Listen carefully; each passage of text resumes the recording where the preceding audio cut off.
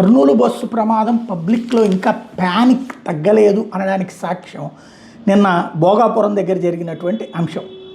ఒక్కసారిగా చిన్న పొగలు వచ్చినాయి అంతే, అద్దాలు పగలగొట్టుకుని పబ్లిక్ దూకేసినటువంటి అంశం. విజయనగరంలో ఇది ఆర్టీసీ బస్సు విషయంలో చోటు చేసుకుంది.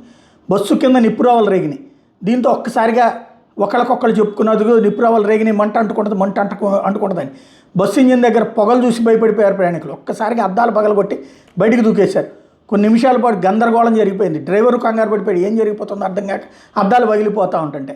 వాస్తవంగా అక్కడ విజయనగరం జిల్లా భోగాపురం దగ్గర ఈ ఇన్సిడెంట్ చోటు చేసుకుంది. శ్రీకాకుళం 1 డిపోకి సంబంధించినటువంటి ఆర్టీసీ బస్సు విశాఖ నుండి శ్రీకాకుళం వైపు వెళ్తున్నప్పుడు విజయనగరం జిల్లా భోగాపురం స్టేజ్ దగ్గర దిగే ప్రయాణికుల కోసం డ్రైవర్ బస్సు ఆపినప్పుడు 2 నిమిషాల తర్వాత మళ్ళీ బయలుదేరుతుంటే బస్సు ముందు భాగంలో బస్సు కింద నుంచి పెద్ద పెద్ద నిప్పురవ్వలు వచ్చినాయి.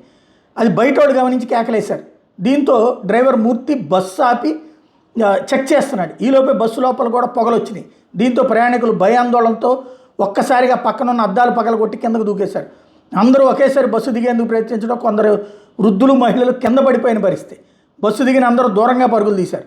బస్సు ఆపిన తర్వాత నిప్పురవ్వలు తగ్గిపోయినాయి. విషయం తెలిసి అక్కడికి చేరుకున్నటువంటి పోలీసులు దాంట్లో చెక్ చేయించారు. ఇంజిన్ దగ్గర షార్ట్ సర్క్యూట్ కారణంగా ఈ విధంగా జరిగిందని, పెద్ద ప్రమాదం ఏం కాదంటూ డ్రైవర్ తర్వాత చెప్పడంతో ఊపిరి పీల్చుకున్నారు.